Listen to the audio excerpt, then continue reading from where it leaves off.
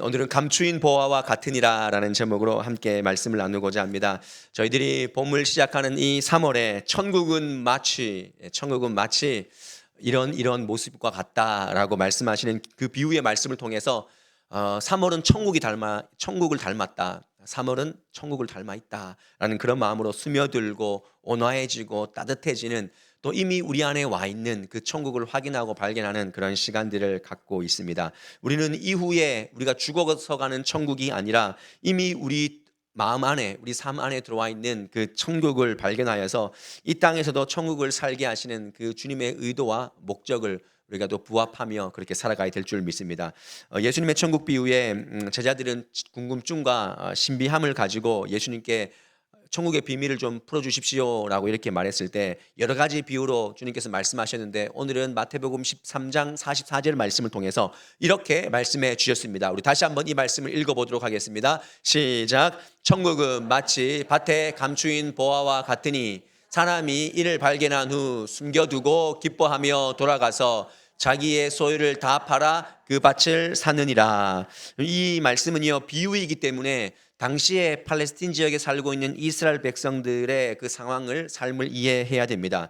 예수님이 사는 당시에도 그랬고 우리 선조들도 그랬고 요즘처럼 금고나 은행, 이 금융기관이 발달하지 않았습니다. 그래서 개인의 재산은 개인이 책임져야 했습니다. 특별히 이스라엘, 이 팔레스틴 땅은요, 역사적으로 보면 이스라엘, 아수르, 바벨론, 페르시아, 헬라, 로마에 이르기까지 계속해서 침략을 받고 굵직굵직한 그 나라들의 파워 게임으로 항상 한시도 바람잘 날 없는 그런 땅이었습니다.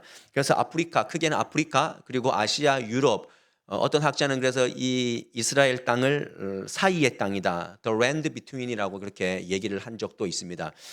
그러니 개인의 재산을 지키기 위해서 이런저런 방법 중에서 가장 쉬운 방법은 자기의 밭에, 자기의 땅에 자기의 소유를 숨기는 것입니다. 그래서 금, 은, 보화 여러 가지 중요한 것을 취약하지만 어쩔 수 없이 그 땅에 묻어두는 것이죠. 그렇게 했다가 자기의 자신의 재산을 숨겨두고 전쟁으로 조금 피난 갔다가 또 여러 가지 문제가 생겨서 그 안에 금고 삼아 넣어둔 그 보물에 또 내 상황이 변수가 맞아지지 않아서 변수를 맞닥뜨려서 그 소유를 잃어버리는 경우도 있습니다. 어떻게 잃어버립니까?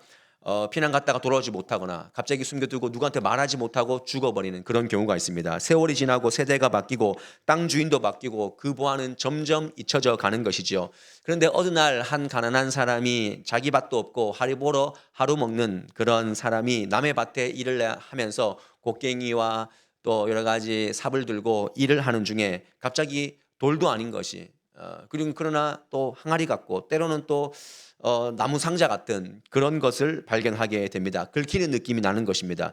그래서 거기를 파보니까 그 항아리 안에, 함 안에 금과 은과 폐물이 담겨 있는 것입니다. 엄청난 양의. 그래서 그 농부는, 일꾼은 모든 것을 다 가지고, 그리고 아는 지인들에게 모든 그 돈을 빌려서 그 밭을 사기로 결심합니다.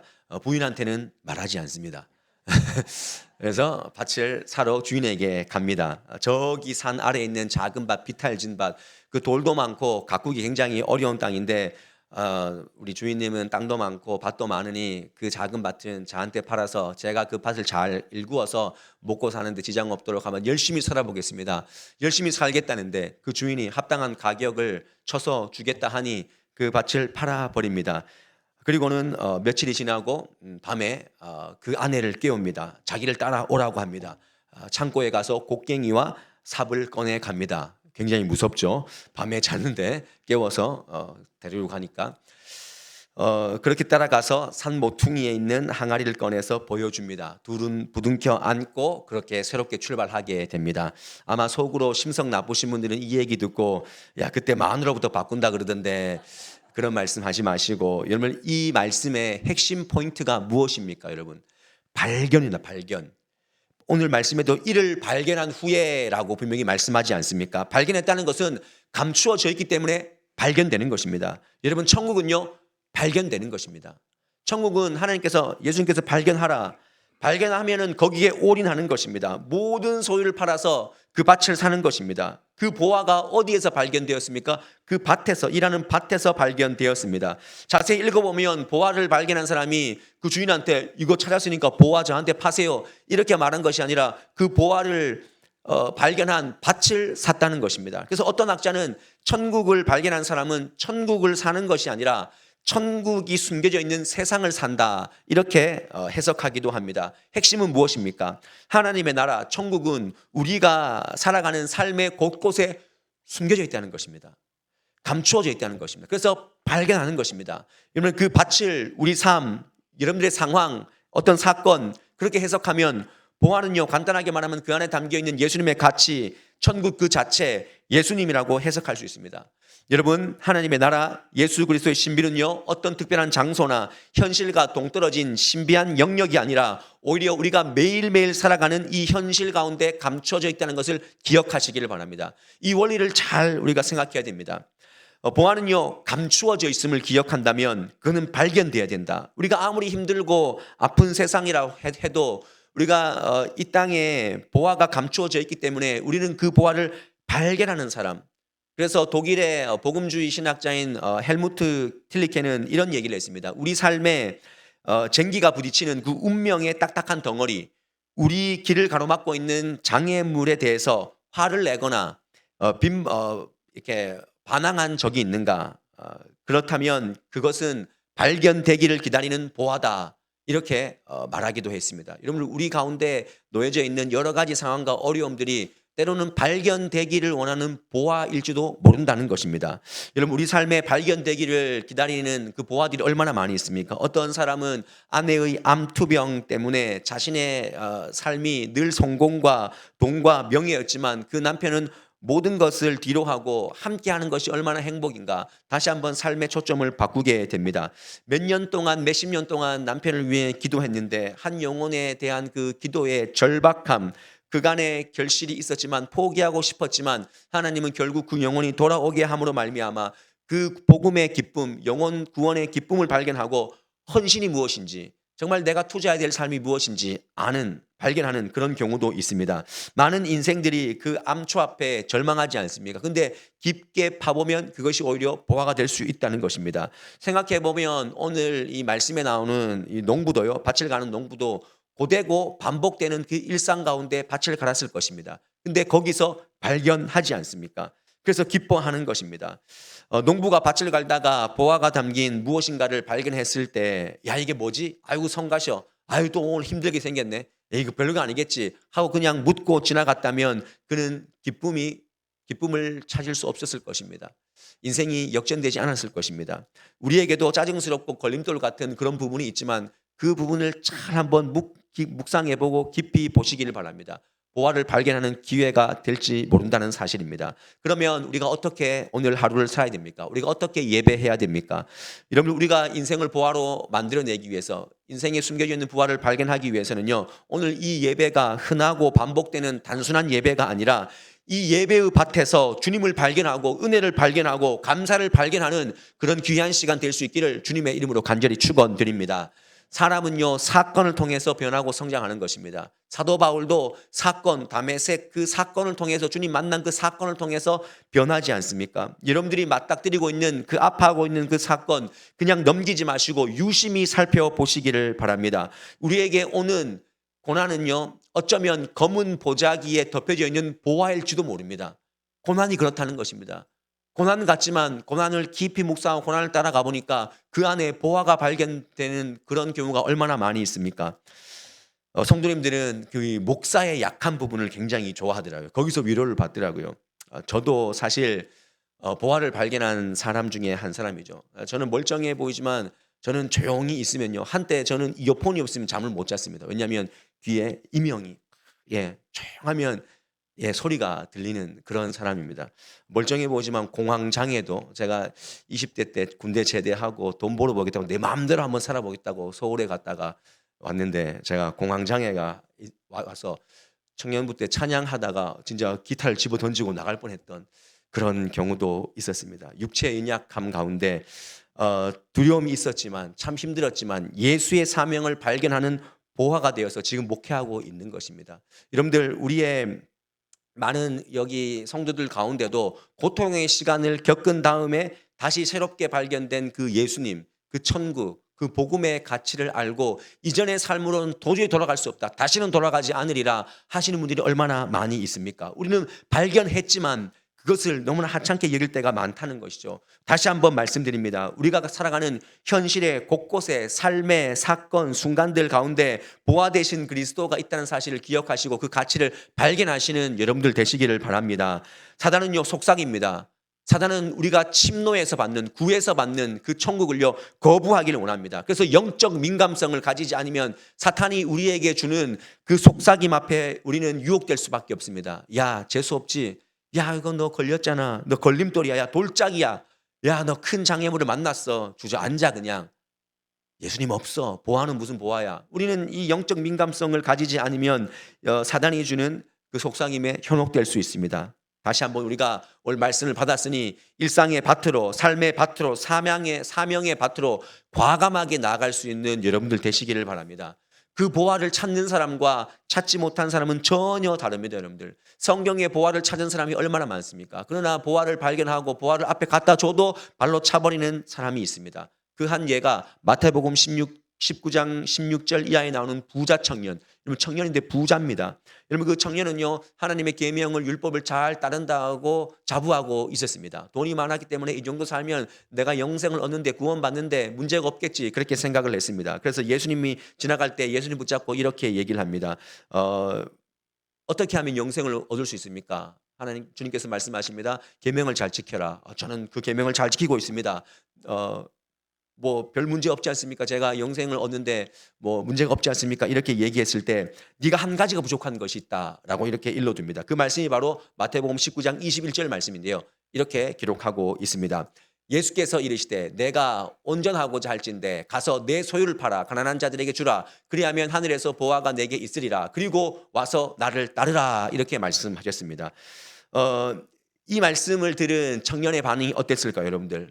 그럼 내가 이렇게 살아야지 했겠습니까? 그렇지 않습니다. 그 다음 구절에 보면은 19장 22절 말씀에 이렇게 말씀합니다. 그 청년이 재물이 많음으로 이 말씀을 듣고 근심하여 갔다. 재물이 많기 때문에 근심했다는 것입니다. 이 말씀 끝에 그래서 이런 말씀이 있는 거예요. 낙타가 바늘 귀에 들어가는 것이 부자가 하나님 나라에 들어가는 것보다 더 쉽다. 그 말씀이 여기서 나온 것입니다. 부자 청년에게 기회가 왔습니다. 인생의 보화가 왔습니다. 근데 그는 재물 때문에, 재물에 걸려서 천국의 보화를 놓쳐버린 것입니다. 그 보이는 재물 때문에. 여러분, 많은 사람들이 가짜 보화에 머물러 있다는 것을 기억하셔야 됩니다. 우리는 가짜 보화, 천국을, 영생을 돈으로 살 수 있습니까? 지식으로 살 수 있습니까? 힘으로 살 수 있습니까? 유명세로 살 수 있습니까? 살 수 없다는 것입니다. 오직 믿음만으로 갈 수 있습니다. 우리의 모든 신앙의 얘기 중에서 가장 중요한 것은 믿음으로 하는 것입니다. 여러분들 정한수도 놓고 나무에서, 돌 밑에서 그렇게 빌고 있는 사람도 일종의 믿음이 있지 않습니까? 될 거라는 믿음, 저 나무가 나한테 행운을, 복을 줄 거라는 그런 믿음이 있지 않습니까? 근데 놀라운 것은 예수를 믿는 그 사람들조차도 믿음에는 관심이 없습니다. 여러분, 진짜 예수를 믿으십니까? 예수를 잘 믿으십니까? 여러분, 이 근본적인 질문이 우리 앞에 다시 한번 놓여졌습니다. 이미 있는 그 믿음, 견고한 믿음인지 돌아보시고 여러분들 안에 천국이 임했다고 진짜 믿는다면, 오늘 죽어도 내가 하나님 나라에 간다라는 그런 믿음이 있다면 여러분들 얼마나 지금 그 삶 자체가 기쁘고, 우리가 기뻐하고 기도하고 감사하라고 주님께서 말씀하셨는데 그 말씀 앞에 우리가 온전한 삶을 살아가는가 점검해 봐야 되는 것입니다. 제가 말씀드리고 싶은 것은 보화를 보화로 여기는 믿음이 중요하다는 것입니다. 근데 우리는 보화를 보화로 여기지 않습니다. 전부를 버릴 수 있는 믿음이 있는가? 천국과 내 삶을 바꿀 그런 결단이 있는가? 우리는 부자와 같은 삶이 얼마나 많습니까? 부자는 근심합니다. 예수님 앞에 있어도 근심하며 돌아갔습니다. 우리가 여기서 예배를 해도 근심하는 사람들이 얼마나 많습니까? 여기서는 아멘 했지만 나가면서 근심합니다. 부자 청년과 똑같은 것입니다. 그렇기 때문에 오늘 말씀의 기회가 다시 왔습니다. 우리가 오늘 숨쉬고 이 자리에 왔다면, 주님을 만나고 인생을 새롭게 할 기회의 날이 왔다는 것을 기억하시면 모든 날이 주님의 날이 되는 것입니다. 우리의 내일을 누가 열어줍니까? 여러분, 내일 걱정하시죠? 내일 이제 뭐 직장에서 뭐 해야 되는 거, 이번 주에 뭐 해야 되는 거, 그 걱정하지 않습니까? 여러분들 내일은요, 내일을 열어줄지 안 열어줄지 모르는 그 소관은 하나님이 갖고 계시는데 우리가 뭔 내일을 걱정합니까? 그래서 그날의 염려는요, 그날로 족하다라고 분명히 말씀하지 않습니까? 다시 한번 우리가 주님의 날이 되는 것은요, 주일만 주님의 날이 아니라 우리가 세상으로 나아가는 그 모든 날이 주님의 가치를 발견하는 그날로 여겨진다면 모든 날이요 주님의 날이 되는 것입니다. 부자 청년은 지금이야 돈이지, 야 젊을 때는 돈이지 하면서 영생을 발로 차버렸습니다. 마찬가지로 밭 갈던 농부가 그 보화 덩어리를 발견해도 이건 뭐 내 땅 아닌데 뭐, 에이 그냥 주인 모르게 그냥 둬야지, 에이 그냥 넘어가, 이랬으면 자기 것 안 됩니다. 끝입니다. 영원한 가치를 발견하고 눈을 뜨는 일에 우리는 너무 둔감하다는 거예요. 부자 청년과 어쩌면 우리 삶이 오늘 마태복음 16장 26절의 말씀과 좀 맞닿아 있지 않습니까? 한번 읽어볼까요? 시작. 사람이 만일 온 천하를 얻고도 제 목숨을 잃으면 무엇이 유익하리요? 사람이 무엇을 주고 제 목숨과 바꾸겠느냐? 예, 천하를 구하는 인생이 얼마나 많습니까? 자기 생명도 자기 영생도 못 구하는데 천하를 위해서 달려가는 삶, 그 어리석은 삶에서 돌아오시길 바랍니다. 반대로 그래서 예수님이라는 보화를 만나고 찾고 인생이 완전히 뒤집어진 사람이 누가복음 19장에 나오는 삭개오입니다. 삭개오는 세리가 아니라 세리장입니다. 그 당시에 유대인들은 창기하고 세리를 죄인이다, 아주 뭐 대놓고 죄인이라고 했는데 세리 중에서도 세리장입니다. 아주 동족의 혈세를 빨아먹고 로마 정부에 조금만 갖다 주고 자기는 폭리를 취하는 그런 세리였습니다. 근데 그 인생에 그 삭개오라는 자체가 순결함 뭐 그런 뜻이 아니겠습니까?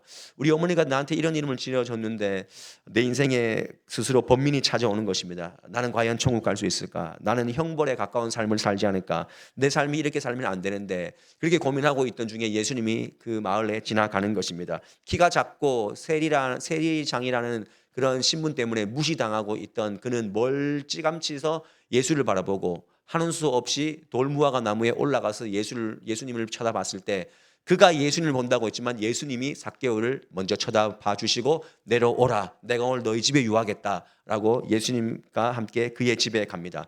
그때 예수님을 이런저런 얘기를 삭개오와 하면서 삭개오는 보화 같은 예수님을 발견하고 뭐라고 고백했냐면 누가복음 19장 8절 말씀에 이렇게 고백합니다. 삭개오가 서서 주께 여짜오되 주여 보시옵소서, 내 소유의 절반을 가난한 자들에게 주겠사오며 만일 누구의 것을 속여 빼앗은 일이 있으면 네 갑절이나 갚겠나이다. 그리고 예수님께서는 그 고백을 받으시고 이 집에도 구원이 임했다라고 이렇게 선포해 주십니다.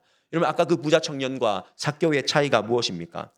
둘 차이는요, 위대한 주님을 만났는데 지금 좋은 것 때문에 인생을 버린 사람이 있고, 위대한 것을 만났기 때문에 좋은 것을 위대한 것을 만났음에도 불구하고 좋은 것을 붙잡는 그런 인생이 있다는 것입니다. 다시 한번 말씀드릴게요. 여러분들, 위대한 것을 만나면요 좋은 것을 내려놓을 수 있는 것입니다. 이 세상에 얼마나 좋은 게 많습니까? 그러니까 위대한 것의 적은요 좋은 거예요. 우리는 위대하신 하나님, 위대하신 그 주님의 그 보화 같은 인생을, 그 영생을 우리가 만끽했음에도 불구하고 이 땅에 좋은 것 때문에 위대한 것으로 넘어가지 못하는 경우가 얼마나 많이 있습니까? 오늘 이 시대가 그렇습니다. 이 좋은 것에 그냥 함몰되어 있습니다. 영원한 것과 상관없는 그런 삶을 살아갑니다.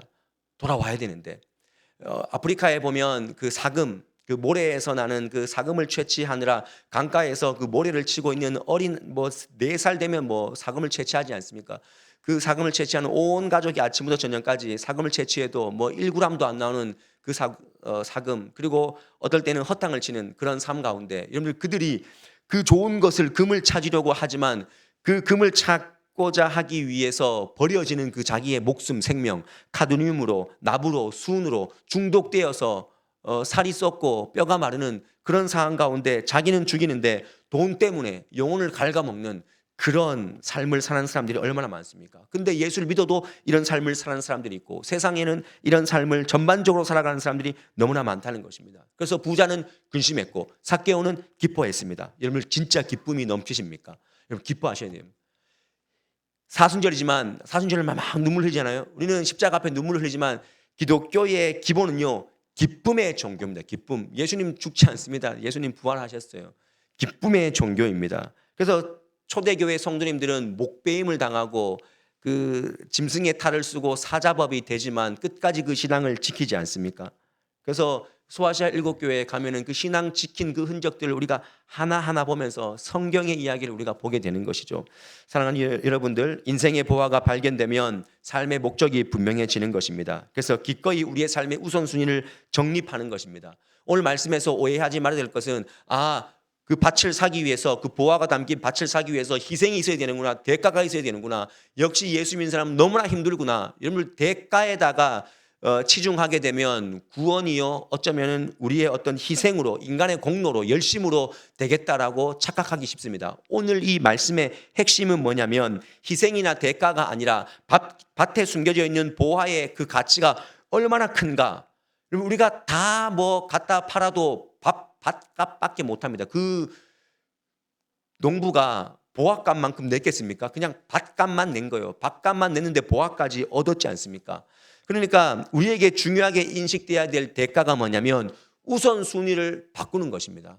우선순위. 막 내 의로, 내 공로로, 내 열심으로 구원받는다, 그게 아니라 우선순위를 바꾸면 되는 것입니다. 여러분 정말 천국을 발견했다면 세상 나라에서 유지했던 나의 그 우선순위의 가치, 그리고 내 인생의 세상의 가치관, 그것이 재조정되어야 될 줄 믿습니다. 부자 청년은 그걸 몰랐기 때문에 근심하며 간 것이고, 또 삭개오는 그걸 알았기 때문에 그 우선순위를 바꾸고 새롭게 된 것이죠. 열일 제쳐두고 농부가 달려갔던 길이 바로 그 길 아니겠습니까? 돈을 얻기 위해서, 돈을 빌리기 위해서 우선순위 그거 먼저 한 것입니다. 그러면 지금 여러분들에게 열일 제쳐두고 해야 될 사명이 무엇입니까? 예수라는 보화가 여러분들 삶 안에 있다면 열일 제쳐두고 집중해야 될 우리의 의무가 무엇입니까? 단순합니다. 하나님을 기뻐하는 것이고, 하나님께 영광 돌리는 것이고, 하나님께 예배하는 것이고, 하나님의 나라를 위해서 영혼을 구원하는 것, 그것이 우리 삶의 우선순위가 되어야 된다는 것입니다. 그런 면에서 우리 신앙인들의 문제가 뭐냐면, 제가 틸리케의 그 말을 조금 섞어서 인용해서 말씀드리면 이런 것입니다. 현대 그리스도인들은 예수님이 주시는 기쁨과 가치를 깨닫지 못하고, 그 다음 말씀 잘 들어보세요. 약간의 예수님에게 약간의 안도감을 느끼는 신앙생활을 할 뿐이다. 약간의 예수님, 내 삶의 전부 되신 예수님이 아니고 약간, 그냥 일주일 가운데 뭐 주일 교회 가면 되잖아, 뭐 봉사하면 조금 봉사하면 되지. 약간의 예수님을 가지고 약간의 안도감, 내가 오늘 예배 드렸으니까 이번 주는 보험 드렸으니 내가 아무 일 없을 거야, 그 약간의 안도감을 느끼는 신앙생활을 한다는 것입니다. 여러분 다시 한번, 오늘 우리가 약간의 예수님, 여기에 만약에 예수님이 없습니까? 그럼 예수님 발견할 수 있도록 주님 나에게 은혜를 주시옵소서 기도할 수 있어야 됩니다. 안다고 생각하지 마시고, 내가 예수 믿는다고 생각하지 마시고, 예수 몰라도 됩니다. 지금은 죄와 의가 막 섞여서 막 생활하는 것 같지만 주님께서 차츰차츰 누룩이 퍼지는 것처럼 우리 삶을 바꾸어 주실 것입니다. 그 솔직한 마음으로 기도하시면 됩니다. 다 처음부터 어떻게 압니까? 그래서 오늘 말씀을 마무리하면서 그겁니다. 인생의 가장 귀한 보물은 발견되는 것이다. 여러분들 일상의 삶에서 발견하십시오. 고난이 온다고, 질병 때문에, 재물 때문에, 자녀 때문에 고난이 온다고 할지라도 그 깊이 파보면 그것이 어쩌면 예수 그리스도를 발견하는, 천국을 발견하는 그런 귀한 보화가 될 줄 모른다는 것입니다. 그리고 발견한 후에 우리는 바뀌어야 됩니다. 우리의 그 우선순위가 바뀌는 것, 거기에 몰두하는 삶을 살아야 됩니다. 그것이 우리 삶의 에너지가 되어야 됩니다.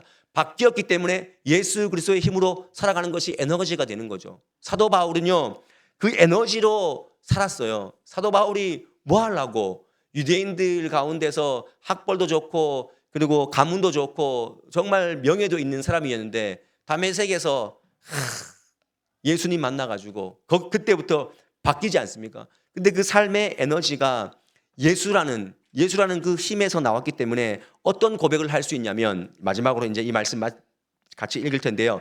빌립보서 3장 7절에서 9절 말씀을 우리가 함께 읽을 텐데, 이 말씀을 읽을 때 사도 바울의 영적 에너지가 뭔가 한번 들어보시기를 바랍니다. 한번 마음으로 느껴보시기를 바랍니다. 여러분들은 이런 삶에 올인할 수 있는가?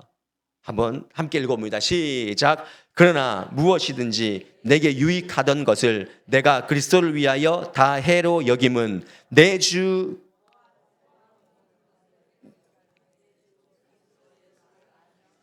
고상하기 때문이라. 내가 그를 위하여 모든 것을 잃어버리고 배설물로 여김은 그리스도를 얻고 그 안에서 발견되려 함이니 내가 가진 의는 율법에서 난 것이 아니요 오직 그리스도를 믿음으로 말미암은 것이니 곧 믿음으로 하나님께로부터 난 의라 그랬습니다. 내가 유익하던 모든 것을 다 해로 여겼습니다.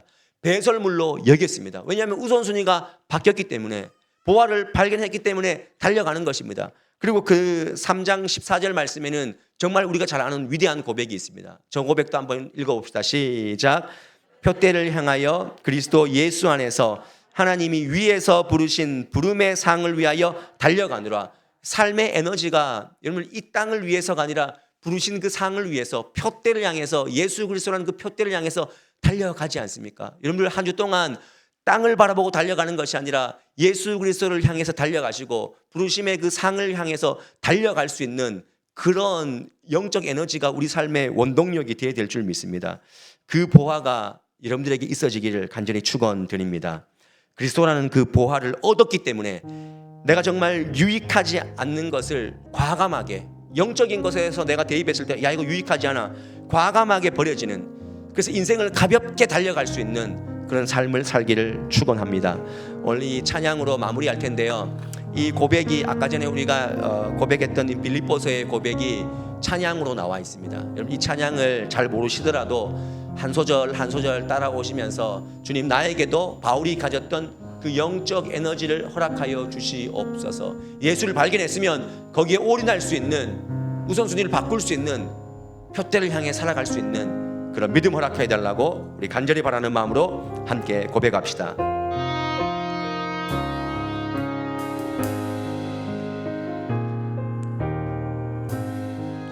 내게 유익하던 것을